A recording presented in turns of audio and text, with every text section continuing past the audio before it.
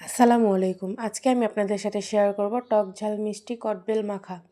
প্রথমে আমি একটা কদবেল নিয়ে নিছি সামান্য একটু চিনি, 2টা শুকনা মরিচ, সামান্য একটু লবণ। এখন আমি কদবেলটি ভেঙে নিয়ে কদবেলের ভিতরের শাঁসগুলো চামিচের মাধ্যমে বের করে নিব। এই তো দেখতেই পাচ্ছেন কিভাবে আমি চামিচ দিয়ে শাঁসগুলো বের করে নিচ্ছি। সবগুলো শাঁস বের করে নেওয়া হয়ে গেলে এ পর্যায়ে এসে শুকনা মরিচ 2টা, লবণ এবং চিনি দিয়ে আমি ডলে নিব।